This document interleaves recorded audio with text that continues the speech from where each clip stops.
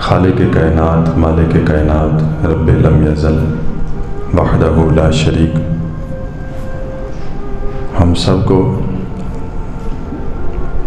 جذبہ جہاد عطا فرمائے۔ اللہ رب العزت فلسطین کے مسلمانوں کی غیبی مدد فرمائے، قبلہ اول کی رب تعالیٰ حفاظت فرمائے۔ اللہ رب العزت فلسطین کے مسلمانوں کو غلبہ عطا فرمائے۔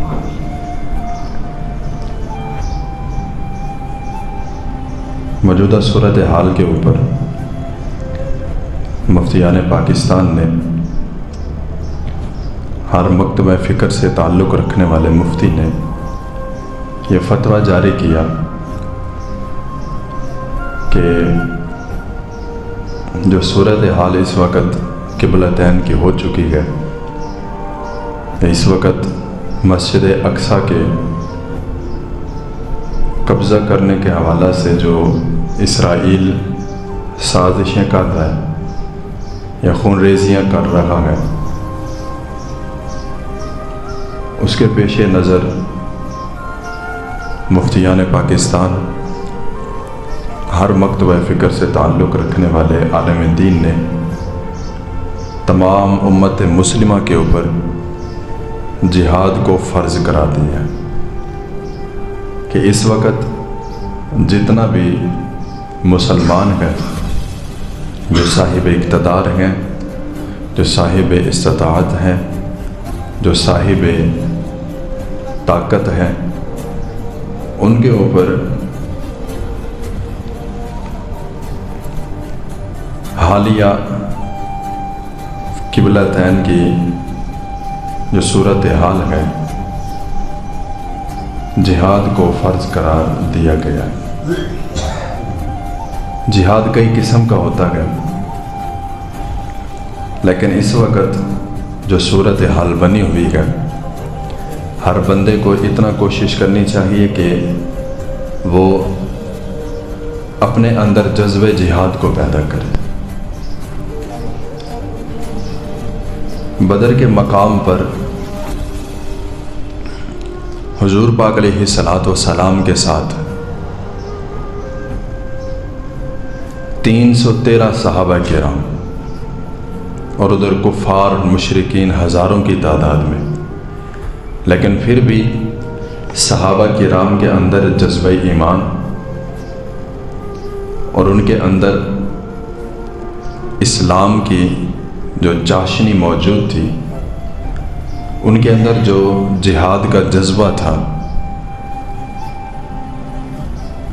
اس کے ساتھ جب صحابہ کرام اپنی تلواروں کو لہراتے ہوئے نعرہ تکبیر کی آواز بلند کرتے ہوئے میدانوں میں اترے، تو کفار اور مشرکین کو نیست و نابود کرتے ہوئے فتح حاصل کر گئے۔ تو یہاں سے ایک چیز جو ہمیں دیکھنے کو ملتی ہے وہ یہ ہے کہ یہاں پر یہ نہیں دیکھنا چاہیے کہ کفار اور مشرکین کتنا ہے، کیونکہ جن کے ساتھ اللہ کی مدد ہو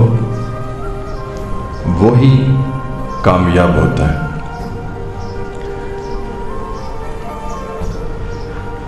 مسلمان جتنا بھی ملک ہے، امت مسلمہ کے پاس جتنا بھی فورسز ہیں، جتنا بھی فوج ہے، اگر ان کو ٹوٹل کل ملا لیا جائے تو 56 یا 57 اسلامی ممالک ہیں،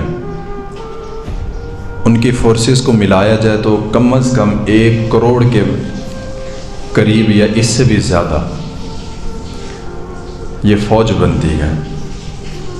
اب اگر اتنا فورسز ہونے کے باوجود بھی امت مسلمہ جو ہے وہ جہاد نہ کرے، اور اتنا وسائل ہونے کے باوجود بھی امت مسلمہ جو ہے بیت المقدس کی حفاظت نہ کرے، تو ایک وقت آئے گا، تاریخ میں لکھا جائے گا کہ ایک دور ایسا بھی گزرا کہ پوری دنیا میں، خاص کر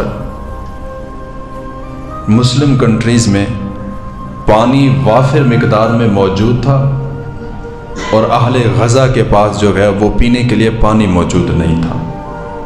اور یہ بھی لکھا جائے گا کہ دنیا میں پیٹرول پر چلنے والی جتنا بھی گاڑیاں ہیں ان کے لیے پیٹرول جو ہے وہ وافر مقدار میں موجود تھا، لیکن غزہ فلسطین میں جو ایمبولینس جو ہیں لاشوں کو اٹھا رہی ہیں ان میں ڈالنے کے لیے پیٹرول تیل موجود نہیں تھا۔ یہ تاریخ میں لکھا جائے گا، یہ تاریخ میں لکھا جائے گا کہ ایک دور ایسا گزرا کہ جس میں مسلمانوں کے پاس 1 کروڑ یا اس سے بھی زیادہ فوج موجود تھی، لیکن قبلہ اول کی انہوں نے حفاظت نہ کی۔ لکھا جائے گا کہ ایٹم بم موجود تھے، سب کچھ تھا، لیکن پھر بھی وہ اسرائیل کے ساتھ جنگ نہ کر سکے۔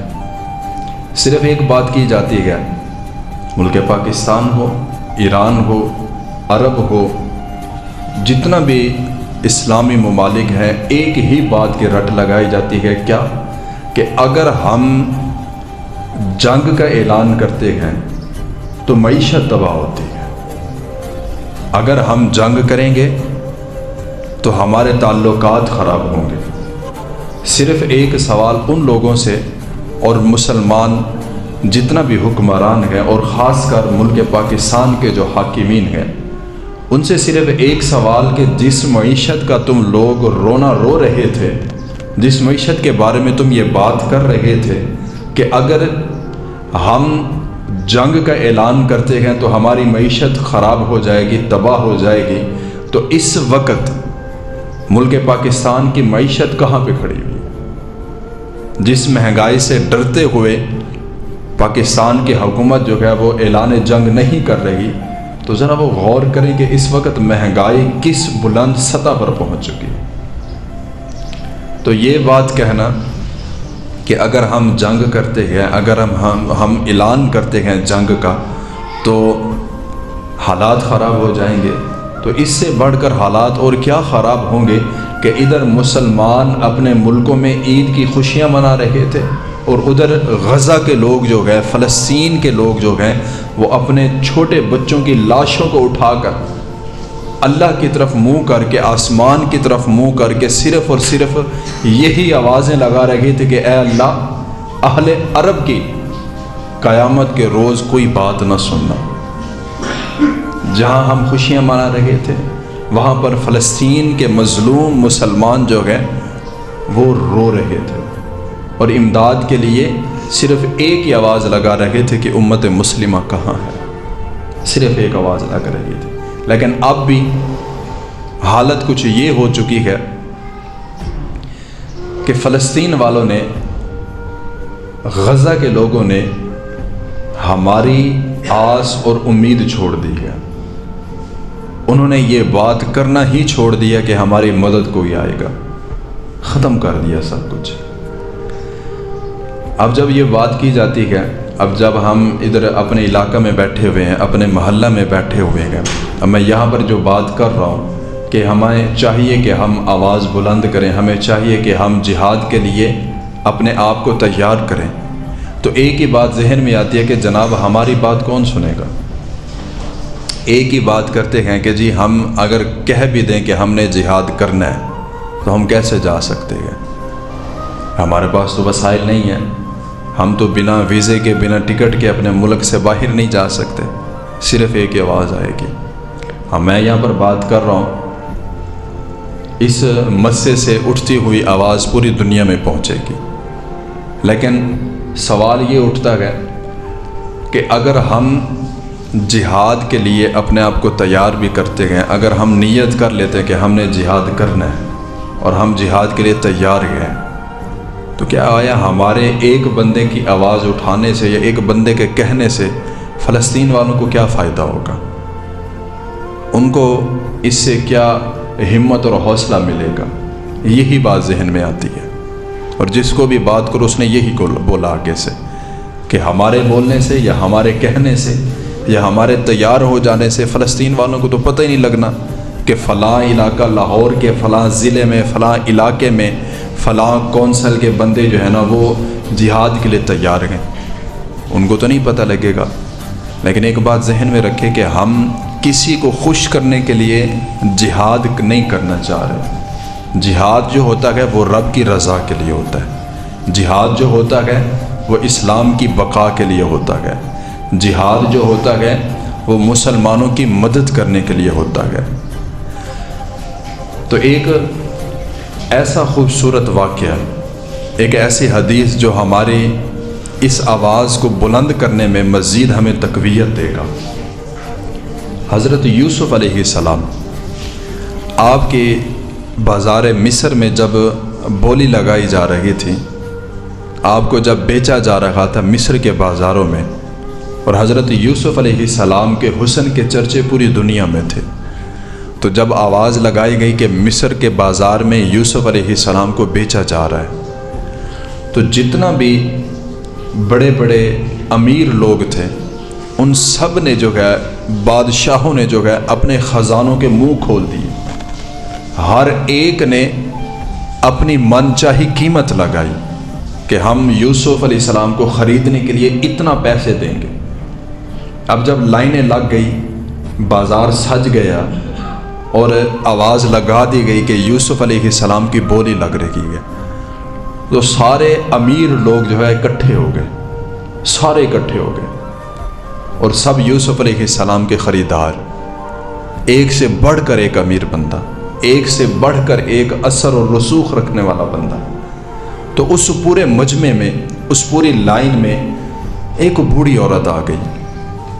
وہ بوڑھی عورت جس کے کپڑے بھی صحیح نہیں، پھٹے پرانے کپڑے، حال سے بحال، اور جب وہ حضرت یوسف علیہ السلام کو خریدنے والوں کی لائن میں لگی تو کسی بندے نے دیکھا اور اس کو کہنے لگا کہ مائی صاحبہ، تمہیں نہیں پتہ کہ یہاں پر کیا ہونے لگا ہے؟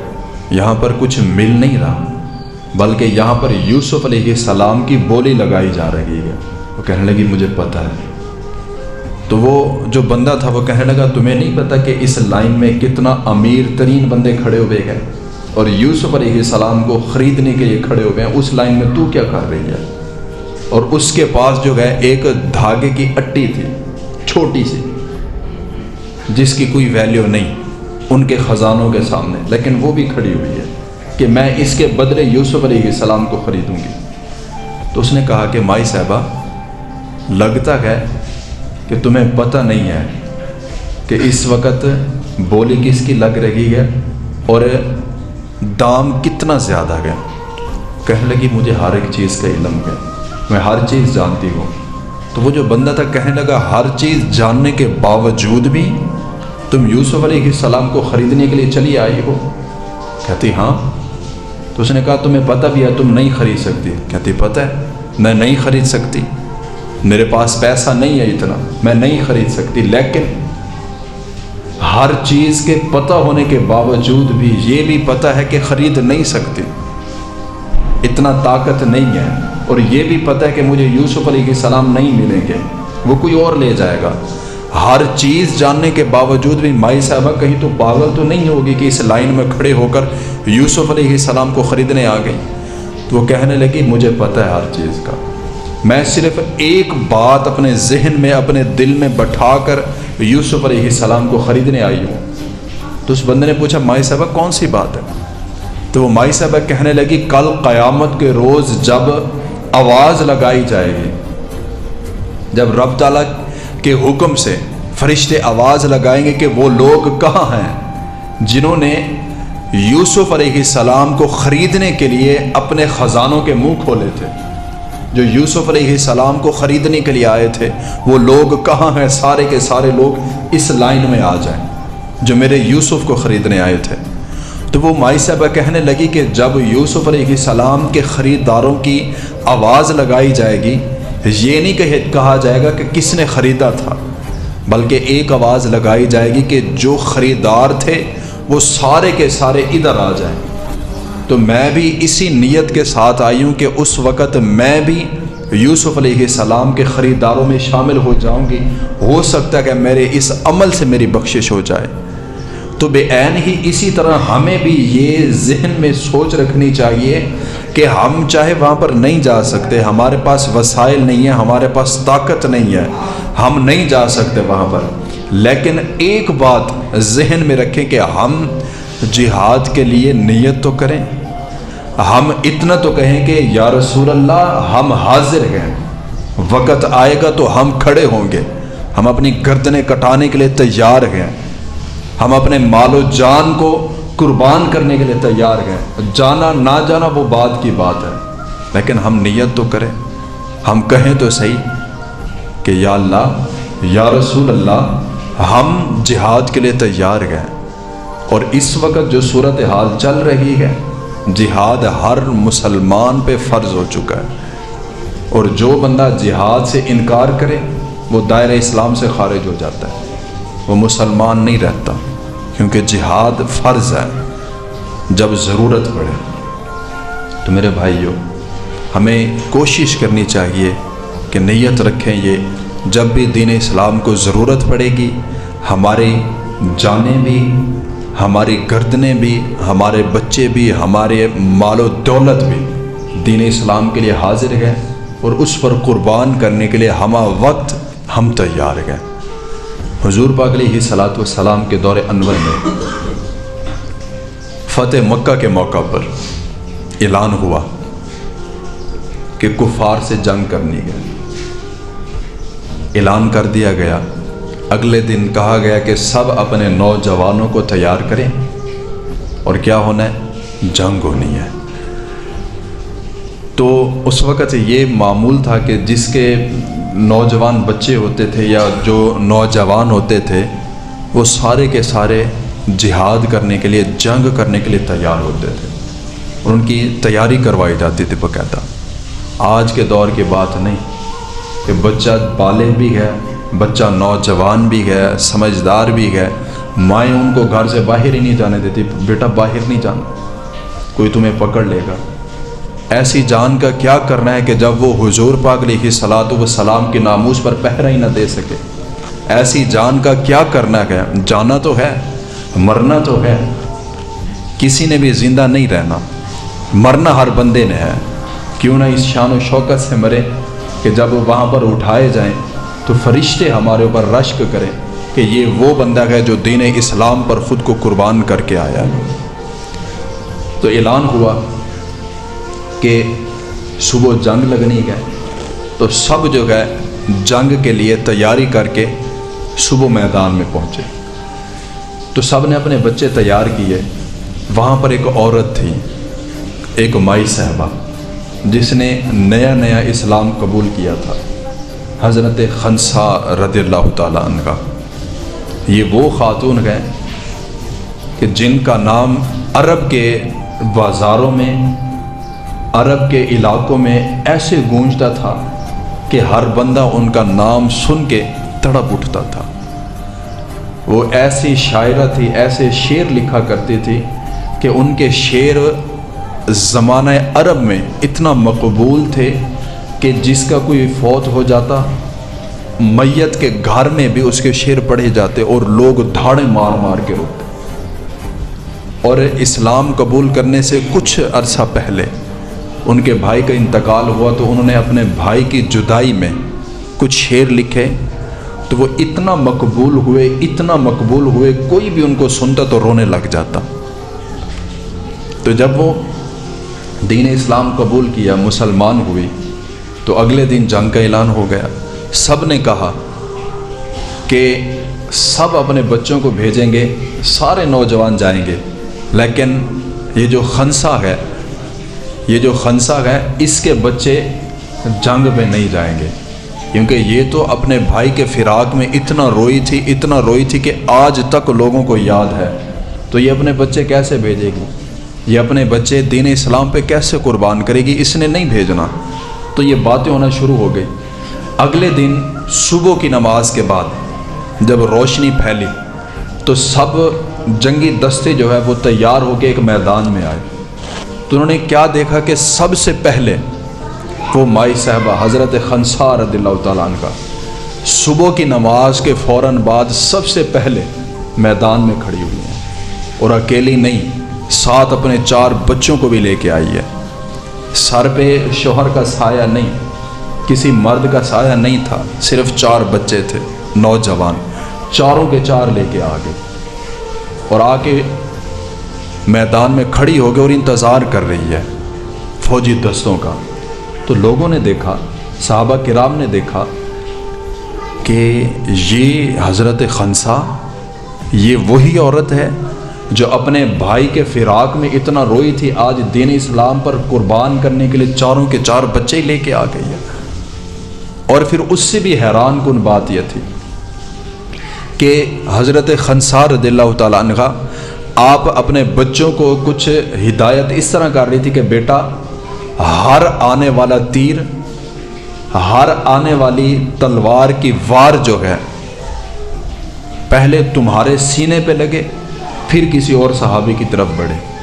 میرے بچوں، حضور پاک علیہ الصلوۃ والسلام کی طرف آنے والا ہر تیر اس کے سامنے ڈھال بن کے کھڑے ہو جانا۔ ہمارے حضور کو خراش تک نہیں آنی چاہیے، تکلیف نہ ہو۔ تو لوگ بڑے حیران ہوئے کہ یہ وہی مائی صاحبہ ہے کہ آج اتنا اس کے اندر جذبہ پیدا ہو گیا کہ اپنے بچوں کو ہدایت کر رہی ہے۔ تو اس طرح اپنے بچوں کو اس نے تلقین کی، ہدایت کی، سمجھایا۔ جنگ کے لیے چلے گئے سارے۔ جب جنگ مکمل ہوئی، ختم ہوئی، حضور پاک علیہ الصلوۃ والسلام واپس آئے تو سب نے بتایا کہ حضرت خنسا رضی اللہ تعالیٰ عنہ آپ کے چاروں کے چار بچے دین اسلام پر قربان ہو گئے، ایک بھی نہیں بچا۔ 4 تھے، چاروں کے چار قربان ہو گئے۔ اور حضور پاک علیہ الصلوۃ والسلام رشک کر رہے تھے اس مائی صاحبہ کی قسمت پہ۔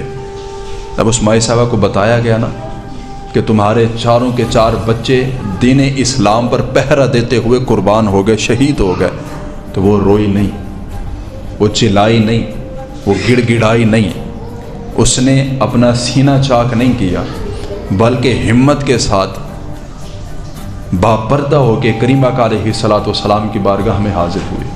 تو صحابہ کرام نے ایک ہی بات سوچی، دیکھنا اب یہ آئی ہے، اب یہ کوئی شعر پڑھے گی، کوئی ایسی بات کرے گی، ہم سب جو ہے وہ رونے لگ جائیں گے، کریمہ کا علیہ الصلوۃ والسلام بھی رونے لگ جائیں گے، یہ کوئی بات ایسی کرے گی۔ لیکن صحابہ کرام جو سوچ رہے گئے تو اس کے برعکس اس مائی صاحبہ نے کیا۔ آ کر حضور پاک علیہ الصلوۃ والسلام کی بارگاہ میں سلام عقیدت پیش کیا۔ حضور پاک علیہ الصلوۃ والسلام نے فرمایا، مائی صاحبہ تمہیں پتہ ہے تمہارے بیٹوں کا؟ کہنے لگی، حضور میں نے بیٹوں کا تو نہیں پوچھا، حضور میں بیٹوں کا پوچھنے نہیں آئی، بلکہ میں دیکھنے آئی ہوں کہ ہمارے حضور کو کوئی چوٹ تو نہیں آئی، ہمارے حضور کو کفار اور مشرکین نے کوئی ضرب تو نہیں لگائی، میں تو آپ کا حال دریافت کرنے آئی ہوں، اپنے بچوں کا نہیں پوچھنے آئی میں۔ تو حضور پاک علیہ الصلوۃ والسلام نے فرمایا، اپنے بیٹوں کا نہیں پوچھو گی، وہ کہاں ہیں؟ کہنے لگی، نہیں، میں تو صرف آپ کو دیکھنے آئی ہوں، میں تو صرف آپ کو دیکھنے آئی ہوں۔ تو حضور پاک علیہ الصلوۃ والسلام نے فرمایا، مائی صاحبہ، اے خنسا، مبارک ہو، تیرے چاروں کے چار بچے دین اسلام پر پہرا دیتے ہوئے جام شہادت نوش کر گئے، چاروں کے چار ہی۔ تو وہ خوش ہو گئے اور یہ نہیں پوچھا کہ حضور کوئی ایک ہی بچ جاتا، حضور ان کی لاشیں کدھر ہیں، نہیں پوچھا، بلکہ یہ پوچھا وہ بہادر خاتون نے کہ حضور مجھے یہ بتائیں کہ کوئی وار تیر کا یا تلوار کا میرے بیٹوں کی پیٹھ پہ تو نہیں تھا، کہ وہ بھاگے تو نہیں، وہ ڈرے تو نہیں؟ تو حضور پاک علیہ الصلوۃ والسلام نے فرمایا، خنسا نہیں، تیرے بچے بہادری کے ساتھ لڑتے رہے اور جتنا بھی تیروں کے وار ہوئے، تلواروں کے وار ہوئے، سارے کے سارے سینے پر کھاتے ہوئے اس دنیا فانی سے گئے ہیں، کسی کے پیٹھ پیچھے کوئی وار نہیں تھا۔ تو وہ کہنے لگی، حضور بس یہی میں چاہتی تھی، یہ کہتے ہوئے رونے لگ گئی۔ جب سنا نا میرے چاروں کے چار بچے جو گئے وہ شہید ہو گئے اور سینے پہ وار کھائے، سینے پہ وار کھا کے لڑتے رہ گئے، بھاگے نہیں، پیٹھ کے پیچھے کوئی وار نہیں تھا، جب یہ بات سنی نا، خوشی کے مارے اتنا خوشی ہوئی کہ رونے لگ گئی، اونچے اونچے بلند آواز سے روئی۔ تو صحابہ کرام نے کہا، لو جی اب یہ کچھ نہ کچھ کہے گی، اب یہ کچھ نہ کچھ کہے گی۔ تو صحابہ کرام یہ کہہ رہے تھے تو حضور پاک علیہ الصلوۃ والسلام نے پوچھا مائی صاحبہ روتی کیوں ہوا، کیا ہوا؟ تو وہ مائی صاحبہ نے پتہ کیا کہا؟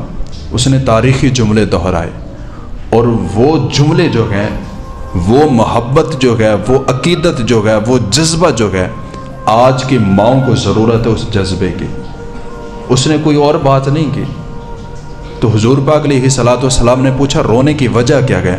وہ کہنے لگی یا رسول اللہ میرے 4 بیٹے تھے اور چاروں کے 4 دین اسلام پہ قربان ہو گئے، مجھے افسوس اس بات کا ہے کہ یا رسول اللہ میرے پاس 4 نہ ہوتے، میرے پاس 10 ہوتے، 100 ہوتے، 1000 ہوتے، جتنا بھی ہوتے، میں سارے کے سارے دین اسلام پہ قربان کر کے رب تعالیٰ کی رضا پہ راضی رہتی، میں سارے قربان کر دیتی۔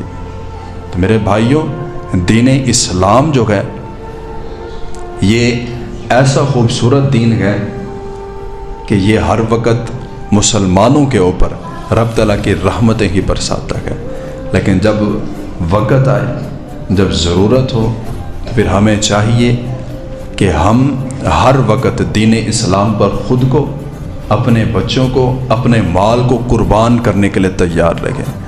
میرے بھائیو، آپ دیکھتے نہیں کہ کس طرح فلسطین کے اوپر ظلم و ستم ہو رہے ہیں؟ آپ دیکھتے نہیں چھوٹے چھوٹے بچے جو گئے ان کے چیتھڑے اڑ رہے ہوتے ہیں۔ ابھی پچھلے دنوں جو فلسطین کی طرف سے، میڈیا کی طرف سے جو ایک ویڈیو پیغام آیا، آپ نے نہیں دیکھا اس کو؟ کہ کس طرح بم برسائے جا رہے ہیں، کس طرح فلسطین کے مسلمانوں کی لاشیں جو ہیں وہ آسمان میں اڑ رہی تھی، چیتھڑے اڑ رہے تھے، اور مسلمان بے حس ہو کے بیٹھے گئے۔ میں آخری بات کرنے لگا ہوں۔ کچھ لوگ کہتے ہیں نا کہ کربلا جب میدان لگا تو حضور پاک علیہ الصلوۃ والسلام کے گھرانے کو جب شہید کیا جا رہا تھا تو مسلمان کہاں تھے؟ ان کو نہیں پتہ تھا کہ حضور کا گھرانہ جو ہے وہ شہید ہو رہا ہے۔ مجھے لگتا ہے کہ اب ان کو اس کا جواب مل گیا ہوگا کہ جیسے آج ہم بے حس ہو کر، بے زبان ہو کر، خاموش ہو کر اپنی خوشیوں میں مست ہیں، اور ہر بندے کو پتہ ہے کہ اس وقت مسجد اقصیٰ کے ساتھ کیا کیا جا رہا ہے۔ مسجد اقصیٰ، فلسطین، مسجد اقصیٰ وہ مسجد ہے جس کی طرف آپ کے اور میرے آقا علیہ الصلوۃ والسلام نے 17 مہینے منہ کر کے نمازیں پڑھائی ہیں۔ وہ مسجد اقصیٰ جہاں پر حضور پاک علیہ الصلوۃ والسلام نے انبیاء کرام کی جماعت کروائی، وہ مسجد اقصیٰ آج لہو لہو ہو گئے۔ وہ فلسطین جو آج مسجد اقصیٰ کی حفاظت کرتے ہوئے اپنی جانوں کے نذرانے پیش کر رہے ہیں۔ میرے بھائی، ہمیں آواز بننا چاہیے، ہمیں زور ڈالنا چاہیے، نیت کریں، بس اپنے اندر اس چیز کی نیت کریں کہ یا رسول اللہ اگر ہمیں وقت ملا، اگر ہمیں موقع ملا تو ہم جہاد کے لیے حاضر ضرور ہوں گے۔ یا رسول اللہ ہماری گردنیں بھی حاضر ہیں، ہمارے بچے بھی حاضر ہیں، ہمارا مال بھی حاضر ہے، اور ہم دعا گو ہیں کہ اللہ رب العزت فلسطین کے مسلمانوں کی غیبی مدد فرمائے، اللہ رب العزت مسلمانوں کو غلبہ عطا فرمائے، آمین۔ وما علیہ الا البلاغ المبین۔